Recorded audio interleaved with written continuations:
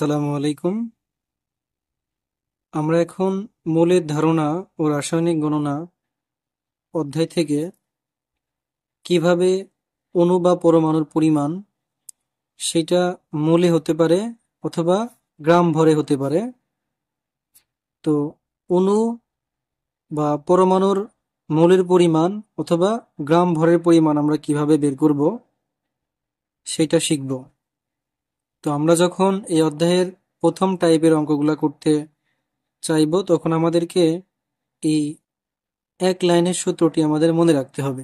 দেখো এখানে আমাদের সূত্রটা এমন: n equal W by M equal V by 22.4 equal N by N A equal V S. এর অর্থ হলো এখানে প্রত্যেকটা অংশ প্রত্যেকটা সমান। আমি চাইলে n ইকুয়াল এইটা লিখতে পারবো, n ইকুয়াল এইটা লিখতে পারবো, অথবা আমি চাইলে V by 22.4 equal V S লিখতে পারবো। এখন এই প্রত্যেকটা এখানে এন, ডাব্লিউ, এম, ভি এর পরিচয় দেখো আমরা সাইডে লিখে রেখেছি। এখানে এন হলো কি? এন হলো মূল সংখ্যা, ডাব্লিউ গ্রাম ভর, এম কি?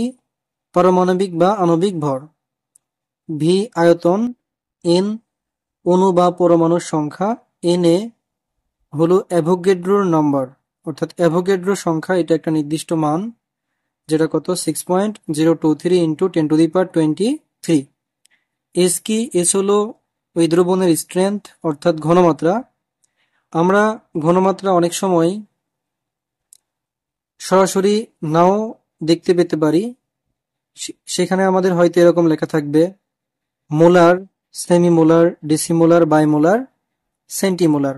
তো মোলার বলতে বুঝবো আমরা 1 মোলার, সেমি মানে 0.5 অর্থাৎ অর্ধেক, ডেসি মানে কি দশমাংশ 0.1, বাইমোলার অর্থাৎ 2 মোলার, সেন্টিমোলার মানে কি শতাংশ অর্থাৎ 100 ভাগের 1 ভাগ 0.01 মোলার।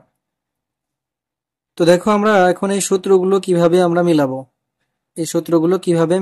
তো এখানে আমাদের মনে রাখতে হবে এই যে ভি বাই 22.4 এই অংশটা আমরা তখনই ব্যবহার করব যখন আমাদেরকে কি লেখা থাকবে এসটিপি অর্থাৎ স্ট্যান্ডার্ড টেম্পারেচার অ্যান্ড প্রেসার, আদর্শ তাপমাত্রা এবং চাপের ক্ষেত্রে কিন্তু আমরা এই ভি বাই 22.4 সূত্রটি ব্যবহার করব। এবং এই যে এন ইকুয়াল ভি এস, এখান থেকে ছোট করে ভি এর নিচে এল লেখা আছে, অর্থাৎ আমাদেরকে এখানে আয়তনটা লিটারে নিতে হবে। তো আমরা এখন কিভাবে এই সূত্রটা ব্যবহার করব, অর্থাৎ কোনটার সাথে কোনটা আমরা নিব। প্রথম কথা আমাদেরকে বুঝতে হবে এই প্রশ্নে কি বের করতে বলা হচ্ছে। যেটা বের করতে বলা হবে সেই অংশটা অবশ্যই আমরা নিব, এবং কি মান দেওয়া আছে সেই মান অনুযায়ী আমরা অপর একটি অংশ নিব। তাহলে আমাদের যে অংশটি বের করতে বলবে সেই অংশটা আমরা অবশ্যই নেব, এবং যে মান দেওয়া আছে সেই মান দিয়ে অংশটা আমরা নিব, নিয়ে সূত্রটা বসাবো। তো দেখো আমাকে 1 নম্বর প্রশ্নে বলা আছে 500 ml 0.25 মোলার সোডিয়াম কার্বনেট দ্রবণ। এই দ্রবণে আমাদের বের করতে হবে কি কি পরিমাণ কি পরিমাণ সোডিয়াম কার্বনেট আছে, মানে ডাব্লিউ এর মান বের করতে হবে, আর বের করতে হবে এই সোডিয়াম কার্বনেট এর মোল সংখ্যাটা কত। তাহলে আমরা সিরিয়ালি প্রথমে আমরা এখানে ডাব্লিউ এর মানটা বের করব, অর্থাৎ এখানে কি পরিমাণ সোডিয়াম কার্বনেট আছে। যেহেতু আমি ডাব্লিউ এর মানটা বের করব, তাহলে আমাকে দেখো ডাব্লিউ বাই এম এই অংশটা কিন্তু আমাদেরকে নিতে হবে, নিলাম। এখন এর সাথে আমাদের দেখতে হবে কোনটা নিয়ে আমরা সূত্রটা লিখবো, কারণ এটার সাথে আমি এটাও লিখতে পারি, এটাও লিখতে পারি, এটাও লিখতে পারি, এটাও লিখতে পারি। তো দেখো আমাকে বলা হচ্ছে 500 ml, অর্থাৎ এখানে একটা আয়তন দেওয়া আছে, এবং 0.25 মোলার দেওয়া আছে। তাহলে আমাদেরকে দেখো ডাব্লিউ বাই এম এর সাথে এই ভি এস সূত্রটি মেলাতে হবে, কেননা এই আয়তন এবং মোলার কিন্তু ভি এবং এস এই আছে দেখো, আর এখানে বা এখানে বা এখানে নেই। তাহলে আমরা সূত্র মেলানো তাহলে আমরা সূত্র মেলাতে পারলাম। এখন আমাদেরকে যেহেতু ডাব্লিউ এর মান বের করতে হবে সেজন্য ডাব্লিউ কে আমরা এক পাশে রেখে দিয়ে এমটা অন্য পাশে গুণ করে দিলাম। এখন আমাকে দেখতে হবে প্রশ্নে এম, ভি এবং এস এর মান কত দেয়া আছে। দেখো এম এর মান কি আণবিক ভর অথবা পারমাণবিক ভর। তো এখানে আণবিক ভর কত দেখো, সোডিয়াম কার্বনেট এই অণু থেকে আমরা আণবিক ভরটা বের করে নিব। দেখো সোডিয়ামের ভর 23, যেহেতু সোডিয়াম আছে দুইটা সেজন্য 2 দিয়ে গুণ। সোডিয়ামের পরে প্লাস কার্বন আছে, কার্বনের ভর 12, কার্বনের সংখ্যা 1, প্লাস অক্সিজেনের ভর দেখো কত 16 এবং অক্সিজেনের সংখ্যা কত 3টা। তাহলে আমরা 46 প্লাস 12 প্লাস 48 সবগুলো যোগ করলে আমরা এম এর মান পেয়ে যাব কত 106। এবং এখানে আয়তন দেওয়া আছে দেখো 500 ml। আমরা বলছি যে এই সূত্রে আয়তনকে আমাদের লিটারে নিতে হবে, সেজন্য দেখো আমরা 500 কে 1000 দিয়ে ভাগ করে 0.5 লিটার করে নিছি। এবং এস কি স্ট্রেংথ এর ঘনমাত্রা কত 0.25 মোলার, আমাদের 0.25 মোলার নিলাম। এখন আমরা এম, ভি এবং এস এর মান বসিয়ে দিয়ে যদি গুণ করে দিই তাহলে কিন্তু এই 500 ml 0.25 মোলার সোডিয়াম কার্বনেট দ্রবণে কি পরিমাণ সোডিয়াম কার্বনেট আছে তা কিন্তু বের করতে পারবো। তো দেখো এখানে এই 3টা অংশ গুণ করে দিলে আমাদের সোডিয়াম কার্বনেটের পরিমাণ আসবে কত 13.25 গ্রাম। এখন আমরা যদি মোল বের করতে চাই যে এখানে কত মোল সোডিয়াম কার্বনেট আছে, তাহলে আমাকে মোল বের করতে হবে। তাহলে আমাকে অবশ্যই এই মোল মানে কি এন, মোল সংখ্যা এন নিতে হবে।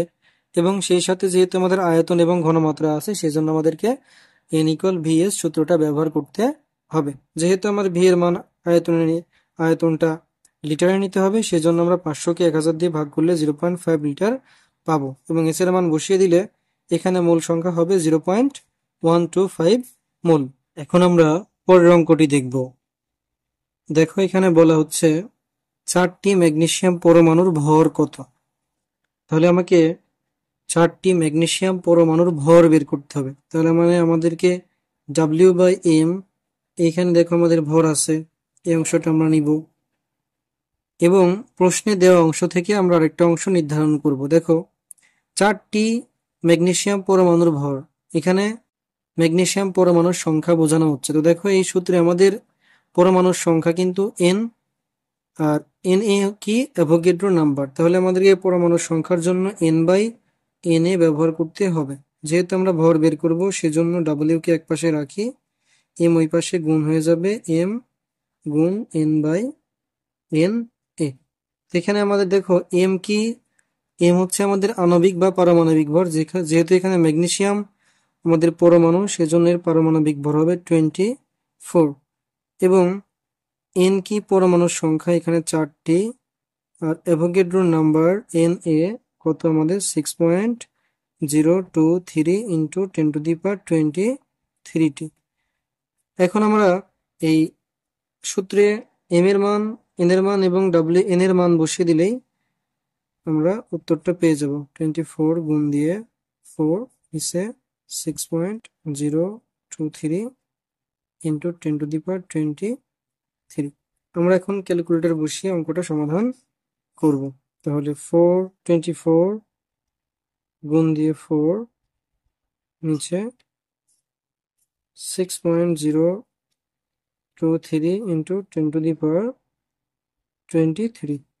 তাহলে আমাদের দেখো এখানে ভর আসবে কত 1.594 ইন্টু 10⁻10⁻22 গ্রাম। এখন যদি আমরা এখান থেকে মোল বের করি তাহলে আমাকে সূত্রের কি করতে হবে, এনটা নিতেই হবে, কারণ এনে আমাদের মোল আছে এবং এখানে সংখ্যা যেহেতু দেওয়া আছে তাহলে অবশ্যই আমাদেরকে এন বাই এন এটাই নিতে হবে। এখন এন এর মান কত 4, এন এন এ এর মান কত 6.023 ইন্টু 10⁻23। এটা আমরা ক্যালকুলেটর দিয়ে এখন বের করব। 4 ডিভাইডেড বাই 6.023 ইন্টু 10⁻23, 6.641 ইন্টু 10⁻24 মূল।